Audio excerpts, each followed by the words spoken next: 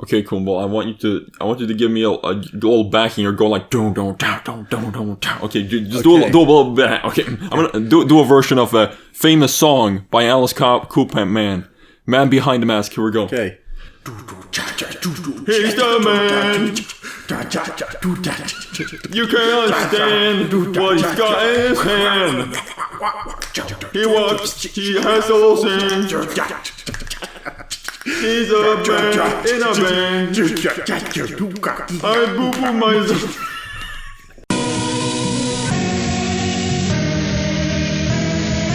How do you get your water so dark? 'Cause I'm paranoid.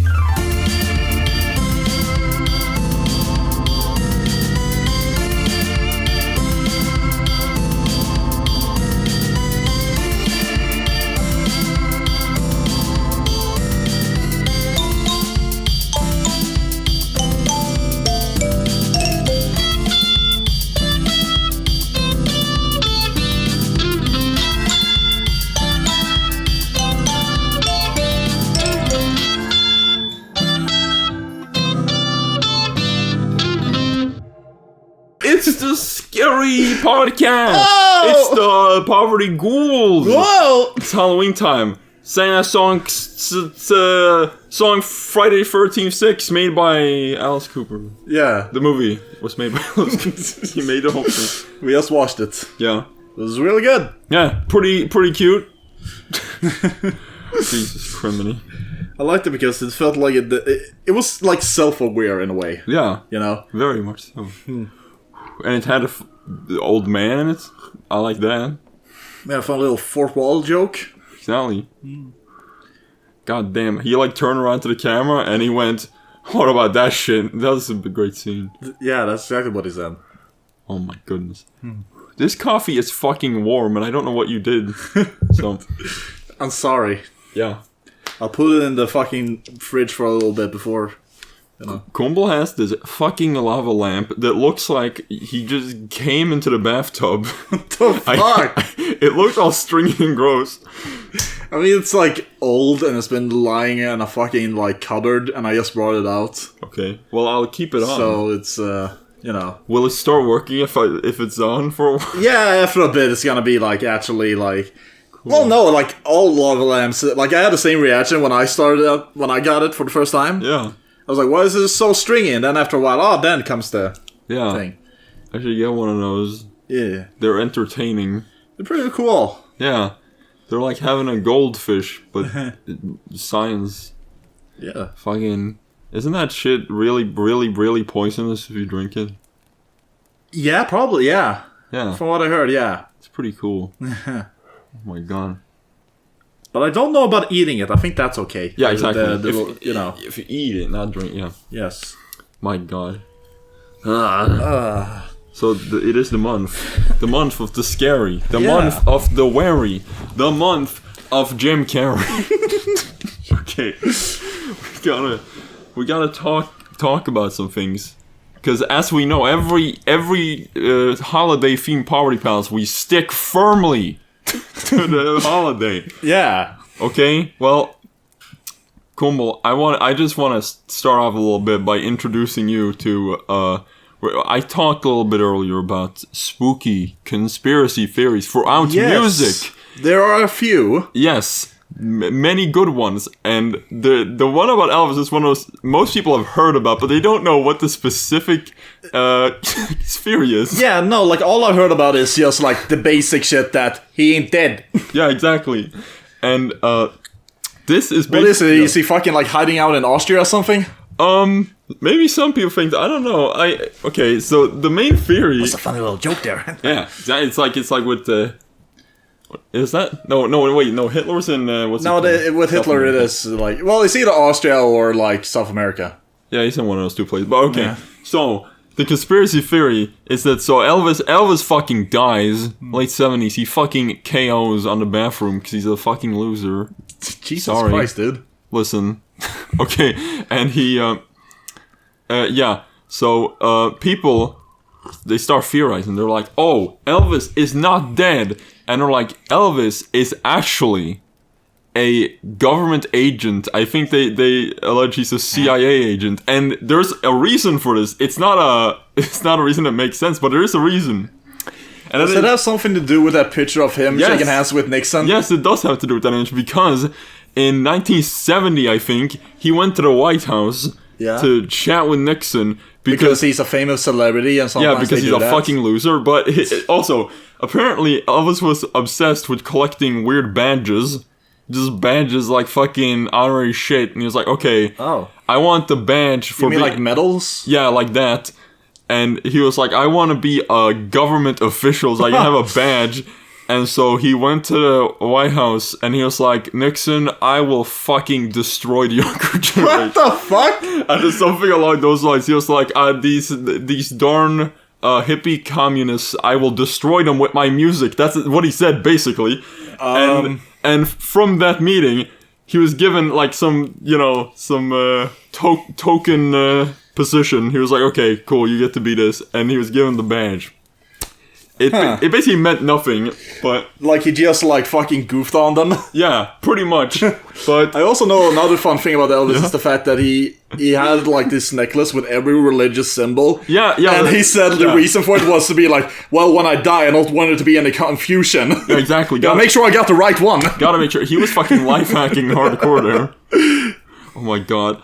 But yeah, so people think that Elvis didn't die, and not only that, to this day, there's a video from 2016 where it's footage from Graceland, it plays Elvis Mansion or whatever, and it's this guy, it's this old fuck, like, who's like 70 or something, and he has this trucker hat on, he's walking down, and it's like footage filmed in like 240p. Yeah.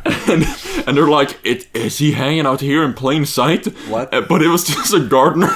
Yeah, it's an old probably. fucking gardener. So... it's still alive today for some reason. What? Really? Yeah. And I think Elvis, if he was alive, he would be like 86 or something. I mean, yeah. So I don't know.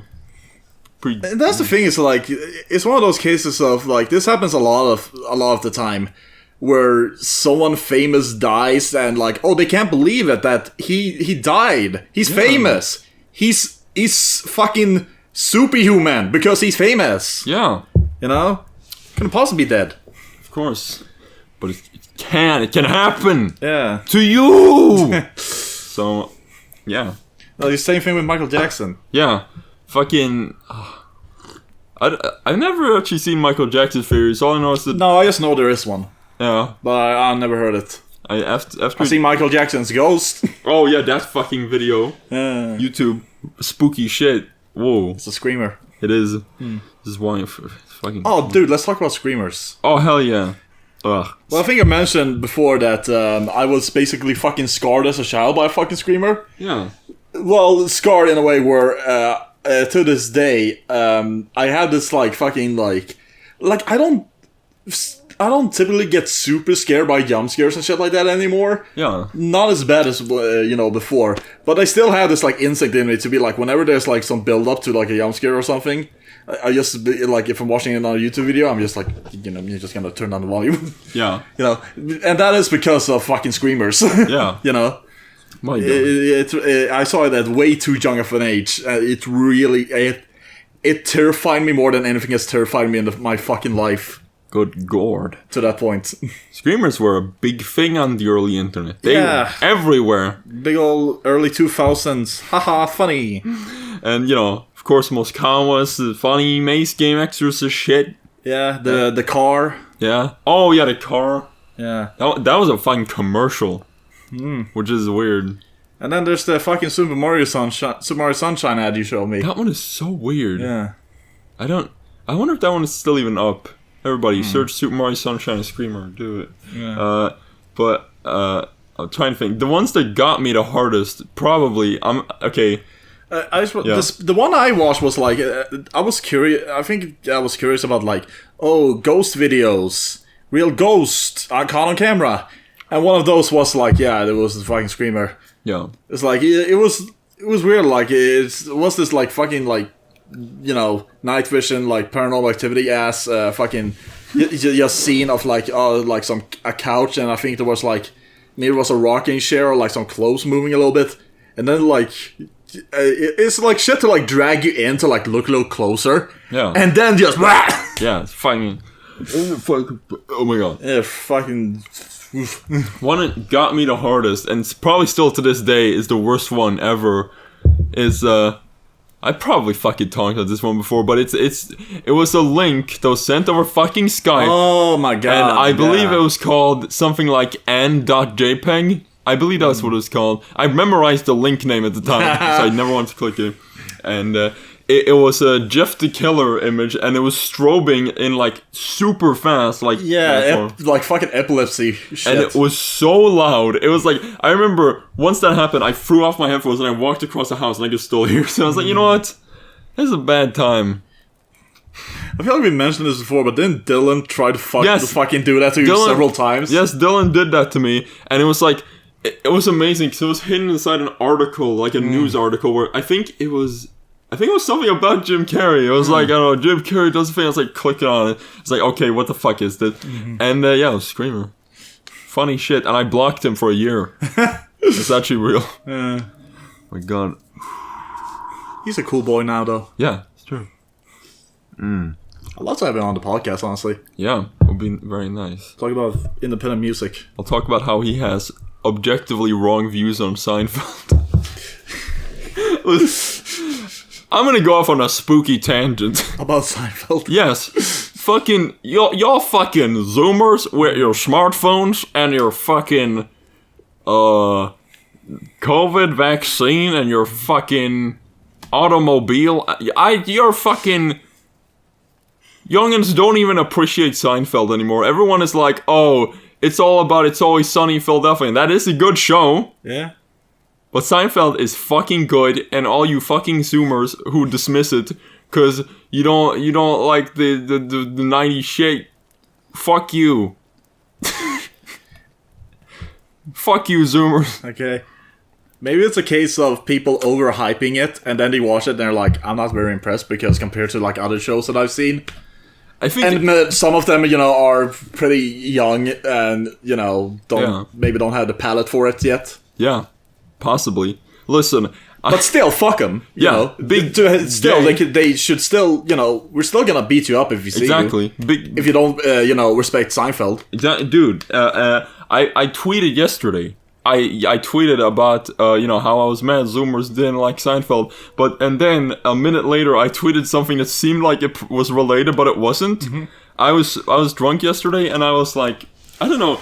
Are you ever just like when you're drunk, you're just like doing something like this, like, just like, I don't know, idle motion, just smack. Really, no. Yeah, but I was just sitting in my computer chair, just like reading something and going like, and I accidentally smacked my knee so hard, it felt like I broke my knuckle. It was like, I was like, oh, fuck. It almost, and so I tweeted it a minute after, so it looked like I tweeted, the Zoomers don't like Seinfeld. I just slapped my knee so hard I almost broke my knuckle. It seemed like I was watching Seinfeld.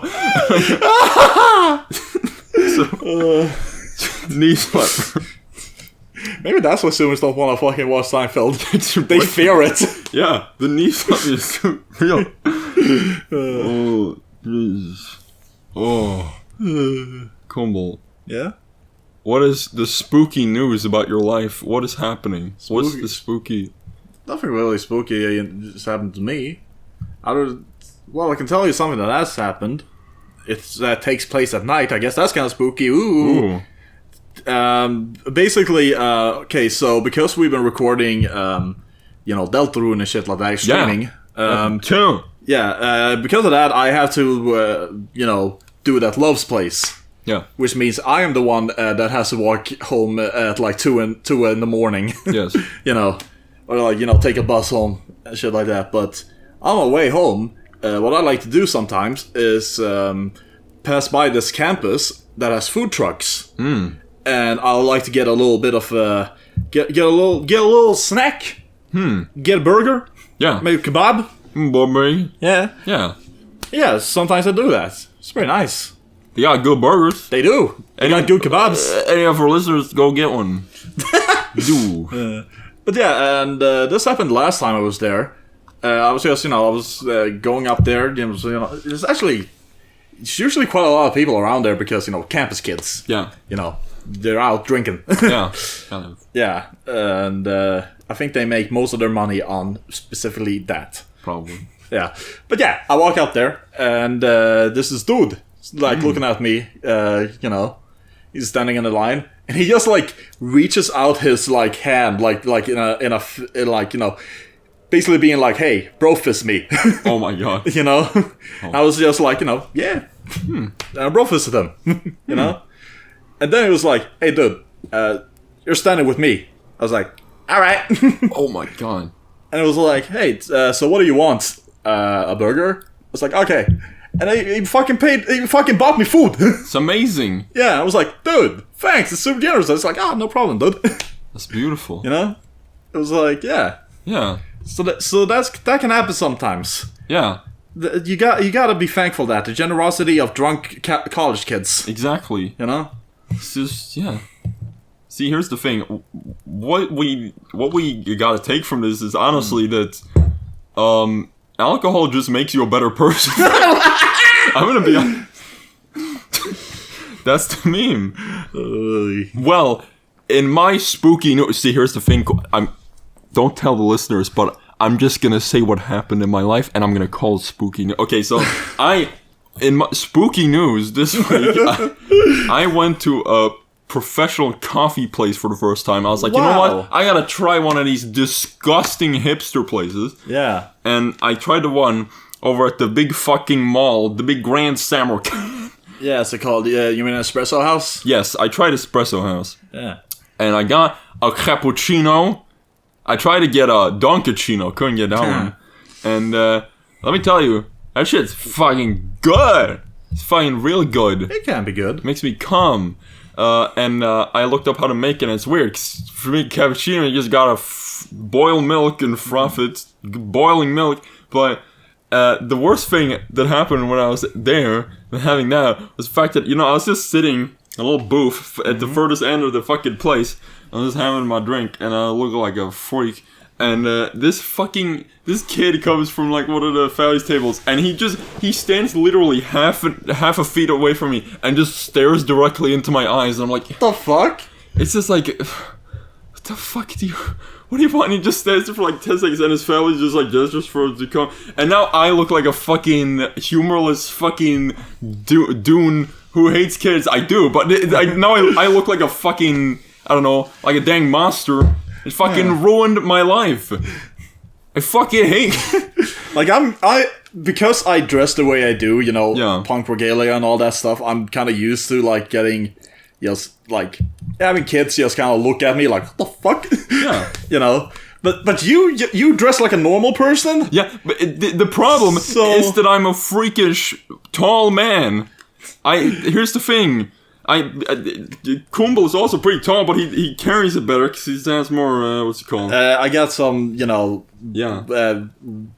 Mass, I guess. Not, fat, but also I have really broad shoulders. Yeah. You know, that's the thing. Yeah. But, so, you know, so in general, it's like I'm tall and I'm just like a big fucking dude. Yeah. You know? I look like I'm not just fat. I look like a damn old skeleton man with a goblin body, and because of this, I saw like people, you know, they look at me weird, like, oh, how tall are you? And every fucking kid runs up, and is like, how tall are you? And they just like, kids don't have the social courtesy of you know trying to hide it, so they just fucking stare, and I'm just like, bruh, what the fuck? What do you want? This is why you were sitting. Yes, yeah, I was just sitting like at the far end of the fucking cafe, and he just ran or just listen. Like I generally don't see what's so fucking weird about someone being tall. Yeah, I don't know, but this is why I relate deeply to Stephen Merchant, because on the Ricky Gervais show, on the initial podcast, he talked constantly about these stories of these fucking random Brits just calling him lanky and fucking shitting on. And I know that this is the biggest fucking what did one say? This is like I don't know what one would say, but like so many people have the problem of like, you know, they're too first world problems. Kinda, but it's more like It's more like, here's the thing. Most people have the problem like they're too short and people don't take them seriously because of that. And that's way worse. That's way worse. Anxiety over body image or something. Yes, and yeah. That's a thing that I learned that at some point to just be like, drop it. Yeah, but here's the thing. It's kind of hard to drop it if you're like really showing people do not take you seriously. They just don't. I mean, in that case, I'm mainly thinking of like weird, like petty shit that you think about when you look yourself in the mirror. Yeah. Shit like that. Like stuff where like nobody really cares. Yeah. You know? But there's a fascinating thing about that, how like that's become such a big thing, because like there's this subreddit that's called what's it called? I don't know, it's short people, some shit like that, and the subreddit is 90% just I am considering suicide. It's literally just I do know, like, it's kind of like a meme, but there are a lot of people on the internet who are overly fucking like crazy about the whole like body length and shit. Yeah, like that. and they want to get extensions. They go to like Brazil. It's like that's where the whole like manlet meme comes from and all that shit. It's like listen, I sympathize with you, but don't do that. Don't go to a weird creepy Brazilian doctor and get fucking stretched. Oh man.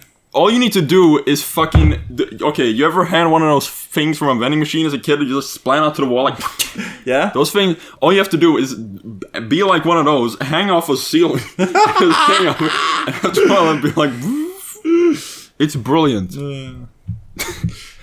Jesus Christ.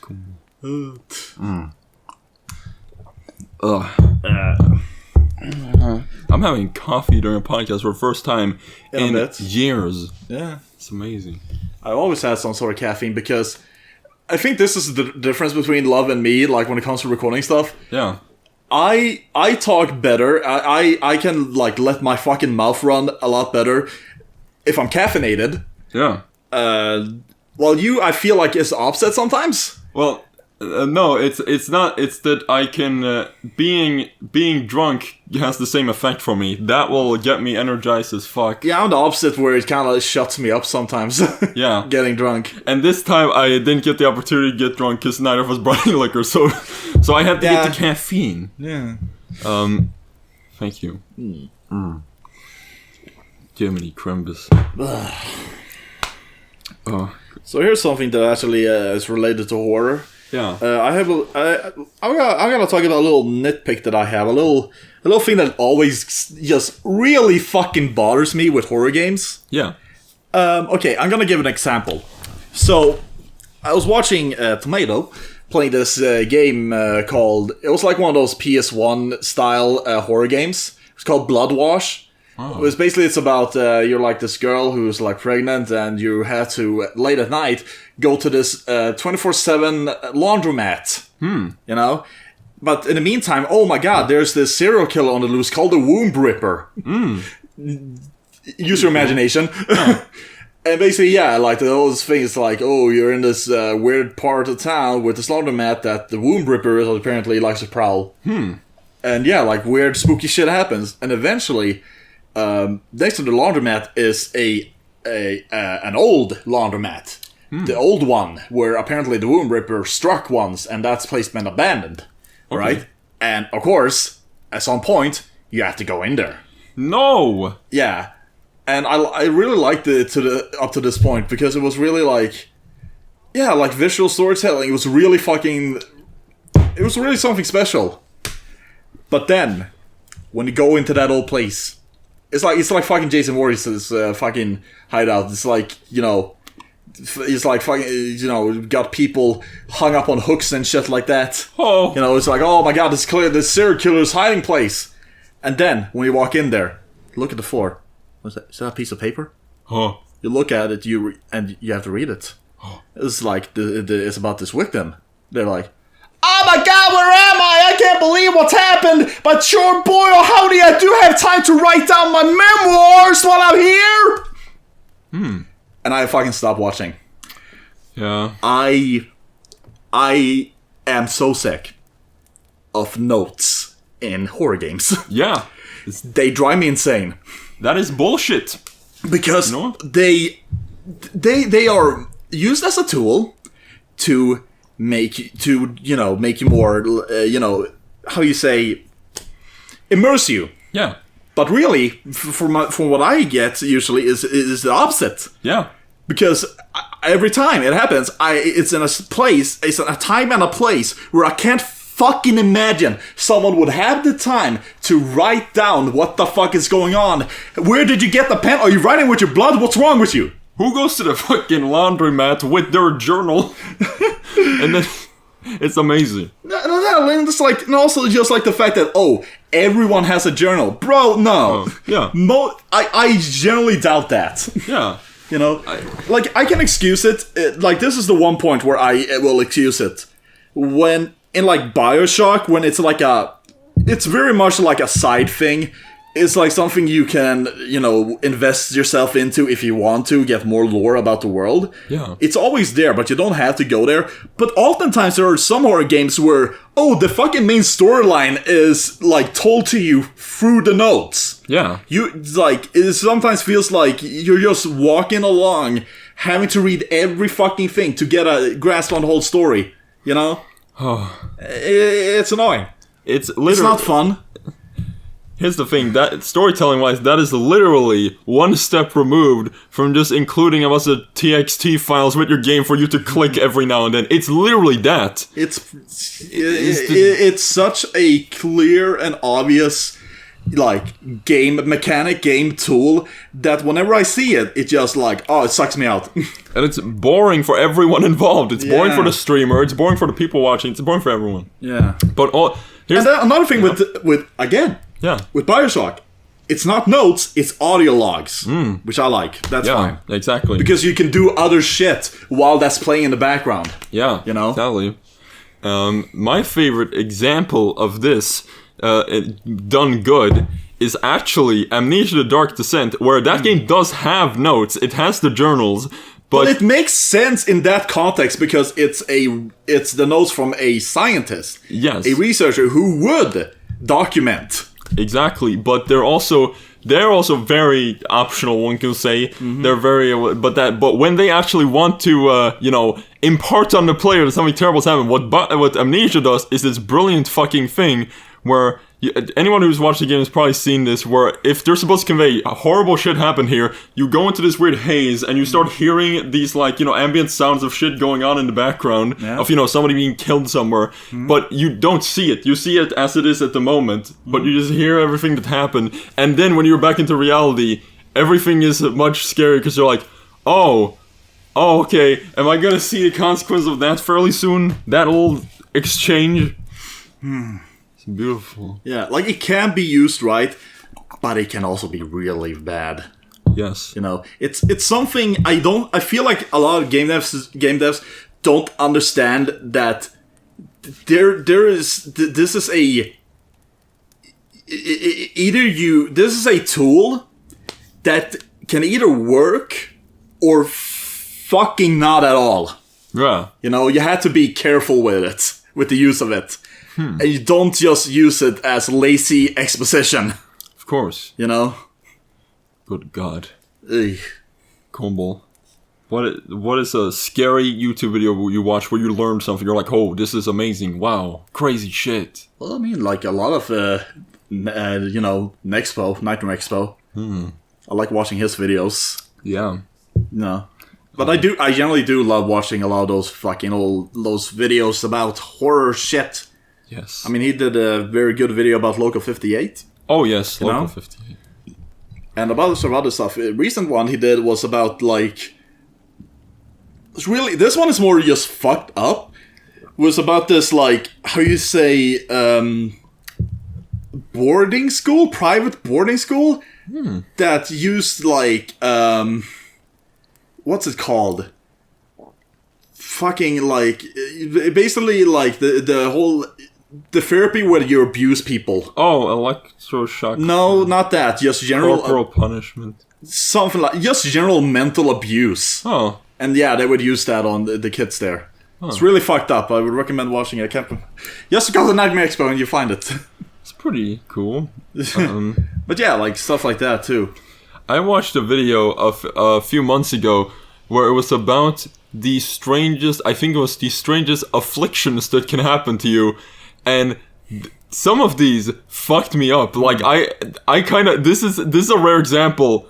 And this, if anybody's known me, you this will be shocking to you. This is a rare example where that video, I wish I hadn't watched it. I actually wish I had not watched that, because some of them, like there's one. That's funny because you're the kind of person who, you're a masochist. Yes, I want to feel, but so listen. There's this one affliction called what's it called? Fatal Insomnia, I believe it's called. Oh. Where a person, they stop having the ability to go to sleep. The ability in their brain, it just doesn't work. It stops working. And basically what happens is, it takes like months for them to die, but they eventually die. And as they do, there's breakdowns of like the different stages. So first it's like, you start getting really shaky, you start getting really nervous. And like, towards the end of the thing, the last phase is like you're hallucinating at all times. You're just, the way you die is in a hallucinatory phase where you don't remember anyone or anything, and it is like probably the worst way to go. Sounds like fucking Alzheimer's. Yeah, it's pretty much that, but like sped up and yeah, a little more terrifying. But it can happen to anyone at any time. It can just flick in your brain. So everyone, go to sleep with that in your brain right there. Jeez. I watched that once, and it's amazing because like you have different stages of watching spooky shit, because sometimes you're like, ooh, spooky, but with that one I just left my computer like just like I was feeling shook. It was a fun time. Jesus Christ. It was by Lazy Masquerade. I love that YouTuber. Oh, I think I've heard of them. I once asked him if I could do artwork for him because I wanted to do shit for his channel. I love him. Everybody. He's a British person, but I forgive him. So watch his videos. Most of the people we know are fucking British. In some way. And I forgive them, okay? Yeah. I have to think it over, but This is the question hour. Here we go. Question hour? Okay, this is, what YouTube comment did I just get hour? Here we go. Whoa. Comment from, don't call them out.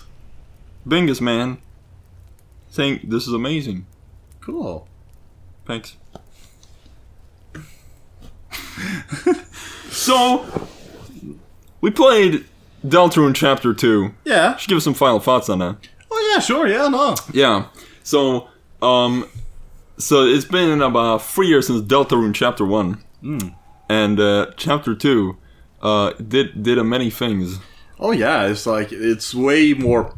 I think I said it many times, it's just like, there's a lot of stuff here. Yes. It's like, the world has been broadened out, it's... And Joel made this comment, and I agree very heavily. Yeah. In Undertale, there's a lot of rooms that just feels like area. Yeah, exactly. It's a little empty. And yeah, no, I definitely noticed in this, it's like a lot more tighter. Yeah. It's a lot more... The design has, like, it's a lot better now. Yeah, and there's one thing is that, well, okay, I feel like the gameplay has evolved so goddamn much since Undertale, because Undertale's gameplay actually wasn't that good, honestly, looking back at it, because it was, I don't know, but now it's so complex, there's so many levels to it, like fucking, I think Spam to Neo is like the best gameplay thing in the entire series. That's fucking crazy. Yeah. And I can't play against him now because I accidentally saved past that point, so I have to replay the game, but I'm gonna beat him. Thank you. It's easy. Vinesauce Joel did it in one try. I'm sure he fucking did. He did. He's a crazy man. Then again, I think he has more experience with, like, how you say... He's a fucking Toho man. What? He just plays all these Japanese animes all day. Yeah. And I mean, also, like, he's known for being... he likes to play very hard things. Yes. For example, he had his own Mario Maker's... CBT Land, as he called it. Oh, that was. I think I actually watched that live, a bit of it. Him trying to beat it. Huh. Holy fucking shit, dude. Jiminy Cricket. One thing I like about Joel's Deltarune playthrough is some of the voices he does. Like the one he does for Lancer is like the best voice ever. He's like, "Hey, and this be Lancer." And listen. There's one thing he said in his chapter 1 playthrough, which I watched a few weeks ago, I think.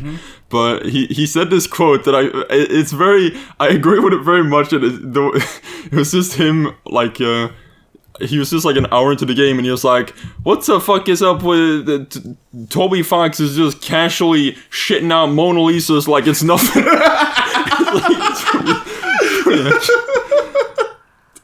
Everybody, goo update. The goo has started to flow inside the lava lamp. There it goes. Yeah, The lava lamp. looks like weird custard. Yeah, I don't know. I should probably drink that. maybe. Spamton is fucking epic, and I love the fact that he's a character with a lot of influence on the story. Yeah. Yeah. I just wish I'm gonna be honest. I made his voice way too obnoxious. No, I like that voice. It's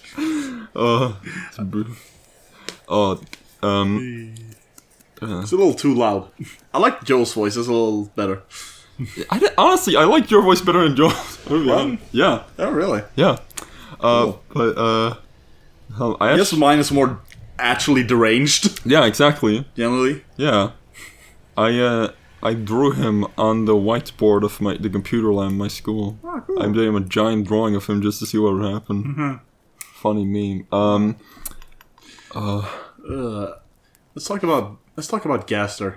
Oh, Gaster, fucking Gaster. I mean, like, the day after we finished the fucking Deltarune thing, I went on a fucking little thing to watch a bunch of videos about Gaster, and bro, you were right. Okay. You were right. I doubted you that he Yeah. was so connected, but no, oh my fucking god, he is... They're going to do something with him. Yeah. They are. Yeah. They just are. Let me tell everybody here in the audience, because I'm sure a lot of you, when you heard Gaster, you're like, oh, he's one of those G-Man type things. He's like a game theory thing. He's like, oh, Yeah. so little information. Yeah, and at first I thought it was just like, oh, some little fucking creepy thing in Undertale that wasn't really gonna go Yeah, anywhere. people Hell, read I wasn't even sure it was actually like in the game for real. Yeah, but But then I got educated, and oh my god, Lord, fuck. the moment that turned me into a raving, fucking drooling conspiracy theorist was like, this shit hit me hard. This was like the mind-blowing moment, was when I realized that, okay, so Gaster is famous for a thing called Entry 17. Yes, Which... that is what the whole Wingdings thing, like the secret message. Yeah, and he, in that thing, he, what the fuck am I saying? Yeah, he says a few lines. He says, darker, getting darker, like, he's dying or something. You know what? Yeah? For people who aren't very interested in Undertale and all stuff, I feel like we need to explain this a little better. Okay, listen here. Let's Jesse, just give a basic rundown of what Gaster is. Okay, Mr. White, so there's this thing, and... what the fuck? Okay. Okay, Undertale, funny game, you've seen it. Yeah? Everybody, there's no way, if you're watching this, you're not some 9-year-old man. No. You saw fucking Beatles on Ed Sullivan, I don't give a fuck.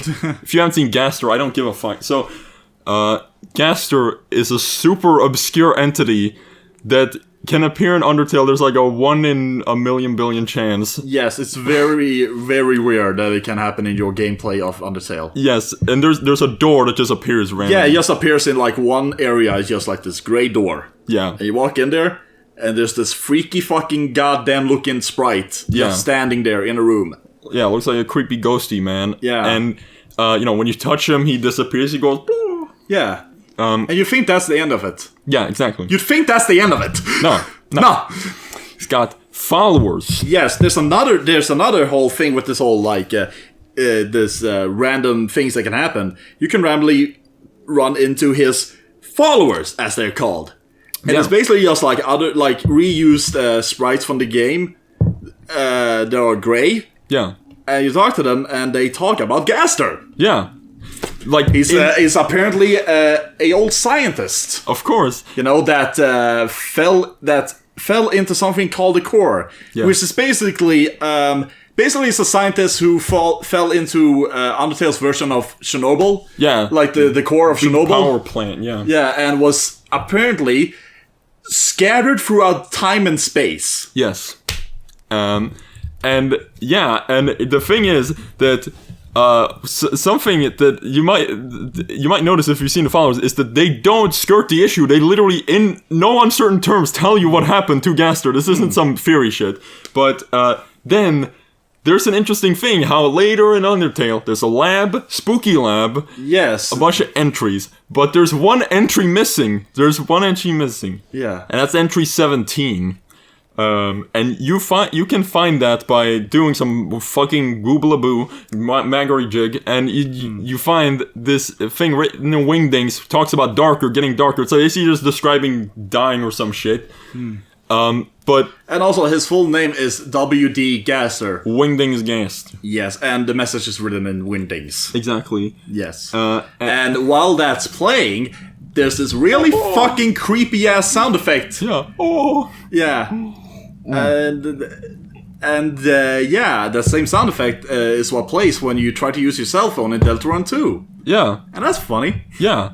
And the thing is that I'll tell everyone the detail that fucking blew my mind, and it's the fact that there's there's a secret thing called Sans's workshop behind his house, and there's an image in there. And it says it's an image of a crudely drawn picture. Yeah, a crudely drawn picture with Sans and two people, I think. Well, it doesn't specify that it's Sans. Yes, 3 people. Yeah, but it's basically it's pretty heavily implying that it's Gaster or some people or some shit. But okay, I'm gonna be honest. Yeah. I'm not really like buying the whole thing of Gaster being a skeleton like Papyrus and Sans. Yeah, I don't. It's a little bit of a stretch, that one. Looks a bit more like a ghoul, frankly. Yeah, it doesn't look like a skeleton at all. Yeah, but and I guess you can make the connection. Because Sans and Papyrus are named after fonts. He is named after a font. Maybe there's a connection there, but I don't know. I guess we'll see. But on the image, it's written 3 people, crudely drawn, and on the image is written, "Don't forget." And what's the last fucking song of Deltarune's soundtrack called? Deltarune Chapter 1. It's called Don't Forget, and it's a 50-second song. Why would he have a 50-second song with lyrics? The lyrics in the song talk about darkness. That's all he talk about, when the darkness is going cold. Yes. And then Don't Forget. It's like, when I saw that, I was like, oh no. Oh, it's so much deeper than I thought. Oh yeah. And fuck it. And I also know, like, he had these fucking, like, sites that were, like, promoting Deltarune and shit. And there was fucking, like, weird shit, too. There are sites dating back to, like, 2013 that refer to W.D. Gaster. Yeah. It goes back so fucking far. Yeah. Just everybody, watch videos on it. It will blow your fucking bingus. Yeah. I think the creepiest one, honestly, to me, like, one of the fucking creepiest things about this is, as you mentioned, the fucking weird ass bunker in the town of Deltarune. Yeah. Which, if you sped up the thing that plays there, it's the fucking Gaster thing. Yeah. Yeah, but there's so many things to that. No way we could talk about it. But yeah, that's the everybody go. We gave a basic summary of it. Go look at it, you fucks. Yeah. Okay. Oh man. Okay. Well, let's see.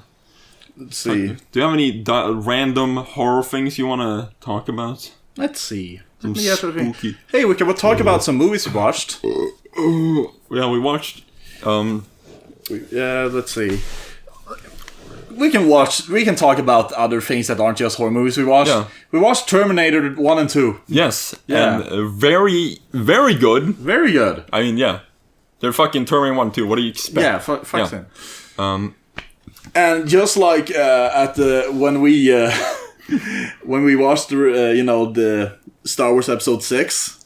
Yeah. At the end of it, I was like, yeah, I should just end it here. Yeah. Oh god. But yeah.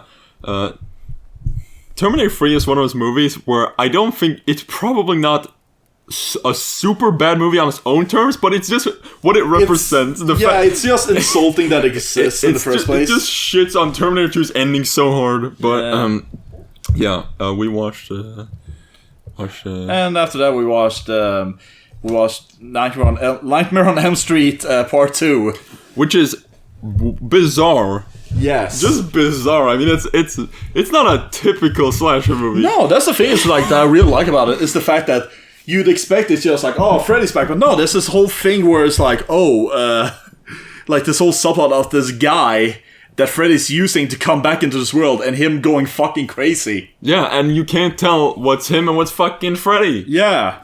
And, yeah. Gets weirdly psychological, but... Yeah, no, like, there's a thing that I know is about Nightmare on Elm Street, if you're gonna compare it to, Friday the 13th, it's just the fact that they're, like, actually really clever. Yeah, they're very well made. Yeah. We like, they're also more creative. Yeah. And you kind of have to be when it comes to this, like, the killer is in your dreams. And we watched Alien. Yeah, we watched Alien for the first time. And that movie, honestly, I love that movie. I think it's a very well-made movie. It has brilliant production design, brilliant all that. But there are some actual flaws in that movie that kind of did bother me. Like, I don't know if this is the direction by Ridley Scott, but all the actors, they mumbled their lines to such a degree that it's actually really kind of distracting. Yeah, it was really hard to understand what they were saying. And I get they're trying to go for the whole, like, making it feel natural, and it kind of pulls off. But at the same time, it's like you want to understand what people are saying. Yeah. But yeah, it's very nice. It's H.R. Giger. Yeah. Funny man. And I guess at some point we can watch Aliens, but that's one's more of an action movie than a horror. Oh, Jiminy Christmas. Yeah. Do you have any? Well, okay. We should promote one thing. We have a horror playlist on Spotify. Oh yeah. Whoa. We did a whole thing where like Love picks 10 songs and I pick 10 songs and we throw them together into a playlist. Oh. Yeah. Spooky. And I go through the effort, like all my playlists. I'm for people who don't know, I love making little Spotify playlists. Yeah. And I love the process of like making like the songs sync up to each other in a way. It's really fun. Like give this nice flow of just random songs from random artists sometimes, or like like I have fucking mixes for specific artists. Yeah. It's like this fun little thing to do. Yeah, exactly. Yeah. It's very fun. Sometimes I make them even when it's not even for something. I'm just like, you know what? I'm just gonna do this because I want to do it. Yeah. And all you Omori fans will have a fun time with the first little part on this one because it will traumatize you. Yeah. I heard it and I knew that, I have to use that as a first track to lead into something. Yeah. It's in a happy moment in the game, but let's... Really? Yeah. What the hell? Okay. I just have one thing I wanted to talk about today. Yeah? It's a song I've been obsessed with recently. It's a spooky song. And it wasn't on a playlist because it's too long. Sometimes with playlists, sometimes you gotta, score the song because it's too fucking long. But there's a song by Nick Cave and the Bad Seeds called "The Mercy Seat," and I've fallen in love with that song recently. Oh. And it's this song of like it's basically just this fucking like manic. This manic insanity going through the thoughts of a fucking death row inmate as he's about to be executed. And the amazing part of the song is they make it super unclear if he was innocent of the crime or if he wasn't. And so it toys with your emotions pretty hard, but the instrumentation on it is like this fucking insane like post-punk industrial nightmare. I love it. And Johnny Cash did a cover of it. Wow. And his cover... I'd say it's almost as good as the original. I like his cover better in some ways because it has better production. But yeah, listen to The Mercy Seat. That song is fucking awesome. Well, I think I know what this... Honestly, I think I know what the scariest song that we put on that playlist is. Yeah? It's the one by The Residents. Oh, Hello Skinny. That one fucking freaked me out. Oh my god. Yeah, I was going through... I was like, I should put a Resident song in this because their songs are freaky and weird. Just the fucking sound of it, just like, what the fuck? So fucking haunting. I don't know how they made that sound because it sounds a little bit like, a clarinet thing, but it sounds digital no. And also with that fucking creepy ass cover. Yeah, Duck Stamp. Hello, darling. Hello, darling. Yeah. Fucking Jesus. Primus cover of that song is actually way more famous than the original. Oh god! But really? that cover is not. Well, it's famous. Is it good? Well, yeah, it's a better song than the original, but it's not creepy. Yeah. Jesus. Okay. Well, I think it's about time we Oh yes. get down to talking turkey here. Talking about album trade. Yes, we did album trade. It's back. Yes, it's back. It's happening. Yay! Okay. Should we talk? Should I start with? I got. I know you can decide. You design this. You know what? Yeah, let's start with the one I gave you. What the fuck? This isn't where we are. Ingolstadt. What the? Oh, we're close. Ah! Okay. Sorry, everybody. I was terrified for a second. Wow. Okay, so Ghoulz. You know what? Ghoulz gave me an album called Suburban Rebels by The Business. Yes, it's an oi punk album. Yes. An early one. Yeah. And it is, what's it called? Oi punk, that's, it's kind of an evolution from the original British thing. Yeah, it's basically an evolution of original British punk. Yes. And, okay, so I need to bring this up, because of course I have to. I know a lot of people, thanks to these cunts called the National Front. Yeah. Oi punk has the stigma of being Nazi music. Yeah. It is not. It is very much not. Oh, yes. A majority of the famous oi punk bands are very anti-fascist. Oh, yes. The only reason it got this stigma is because of a few bad apples that, spoiled the entire thing. Yeah. Screwdriver, an actual, Nazi band, gave the stigma that, skinhead oi punk bands, that's just Nazi music. Yeah. And yeah, no, that's not the case, really. Absolutely not. No. And this album, it's... Because let me go dwell into deeper to that. Let me explain to this. Yeah. Need people to understand. National Front was this fucking political party in the UK at the time, in the 70s. They were basically a Nazi party. Oh, yeah. In disguise as a nationalist thing, of course. Yeah, of course. And a whole skinhead thing was brought out of Jamaican working class culture. Yeah. Working class. And that was brought onto the British working class. And who does the National Front target to manipulate and, try to get on their side? The working class. Of course. I mean, it's a... So, we got working class kids who are skinheads, who are tricked and manipulated and by the National Front to join their Nazi cause. And because of that, we have Nazi skinheads. Oh, yes. And it's completely just fucking... just has left a shit stain on skinhead culture that just won't fucking go off. Yeah. And it's really fucking tragic in my opinion. Yeah. This album, Suburban Rebels, anyway, by The Business. It's it's an album that deals with a lot of those things. It's like it's a lot of commentary on anti-fascism. It's a lot of shit about the working class. It's like there's a good song with the title "Work or Riot?" Yeah, exactly. Go on, and it's a lot of stuff like that. I like this album because it's a good old fucking punk album. It has all the shit you want. It sounds very good. Yeah. I like that. I love the vocals. Oh yeah, and I should probably mention, rest in peace to the vocalist. Yeah, exactly. I looked it up. He died of cancer in 2016. Yeah. Yeah. But some of my favorite songs of this album, I like the first song, Get Out While You Can. Yeah. That's a good one. I like the title track. Suburban Rebels. Yeah, exactly. Which is a song basically about these, how you say, the middle class, like kids who think communism is cool. Yeah. Basically, and them saying you try to act all scary and shit like that with your protests and all that stuff. Yeah. You don't fucking scare us. Oh yeah. Because that's the thing. Is as I imagine, a lot of working class at the time were fucking annoyed that not only did the fascists try to propagate to them, try to fucking convert them to their side, the communists did the same thing. Yeah. Basically just, and they were like, we want none of you.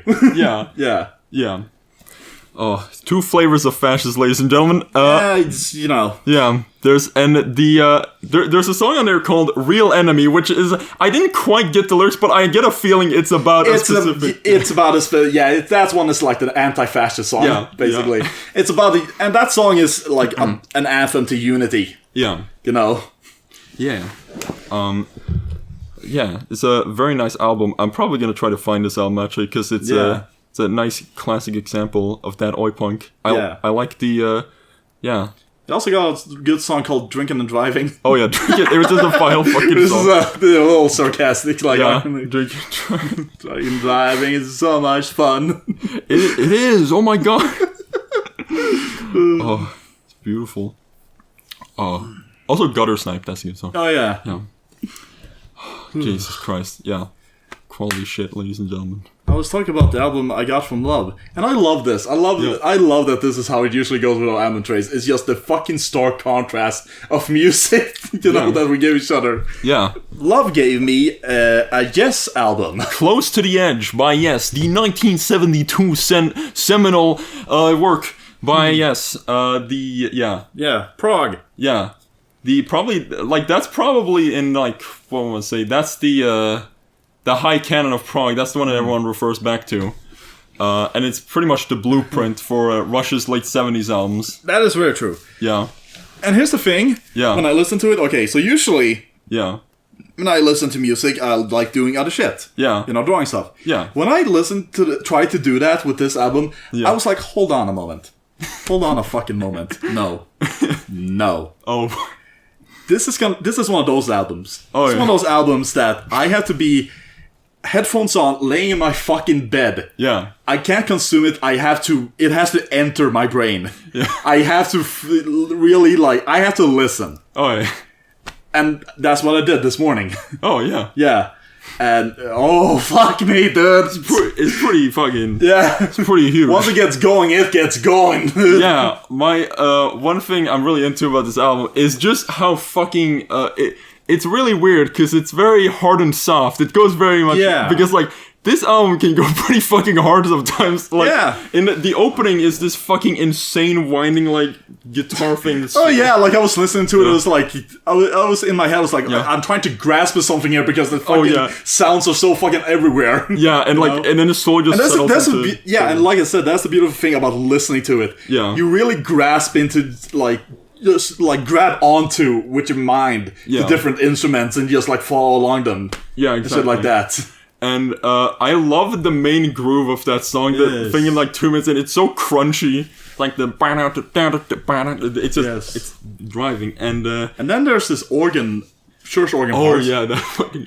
And as I listened to it, I was like, I feel like I heard this before. Yeah. And I feel like you even mentioned it, when we were watching Cowboy Bebop. Yeah. There's a track on there that is very, very similar. Yeah. It's probably very inspired by that part. Probably. Yeah. But... it's the song that plays on the episode where Spike fights Vicious in the church. Yeah. Yes. Yeah, exactly. Yeah. But... This album is probably, if you want to find the album I probably ripped off the most compositionally, this is it. If you listen to a song I made called Gorp, I think I literally accidentally ripped off that. Ooh. But the structure of it's funny because this album has only 3 songs, so you're mostly gonna be talking about the big first one. Yeah. But there's a part I don't know. I'm very into the songwriting structure, the way you put together a song. Yes. And the way that song is constructed just fucking makes me come. There's a part towards the end that it's every time I listen to it, I always look forward to that part where it's building up to this fucking insane keyboard solo, and it as it's building up, it suddenly just snaps into the groove from 2 minutes in as the keyboard solo starts playing over, and it's that's brilliant. That's fucking perfect. I don't even know how to describe this. Listen, I just like the meme of it. And yeah.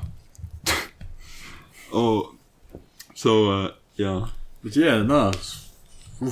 Pretty wild, but the only thing I wish this is just a thing for me. Yeah. I wish what I love about like Rush, for example, Yeah. there's always a story to their songs. And I love it when I grasp onto that story and fucking understand it, and it's like, oh, it makes me love it even more. Yeah. I wish I could have done that with this album. Yes, not only does not have stories in the song, their lyrics are barely coherent in a way. Yeah. Like, if somebody's ever looked over a Yes lyric sheet, like, they just... something I kind of like about the lyrics is that they just go for whatever phrase would sound the coolest at the moment. Yeah. I don't know. So, yeah. So that's my thing. It's just like, because I listen to so much Rush. Yeah. It's like when I get a fucking 18-minute song, it's like I want it to be a story to it. Yeah. Kind of. And I actually don't think I can... I can't think of a single Yes song that actually is about anything. But, yeah. Thank you. That's the meme. Okay.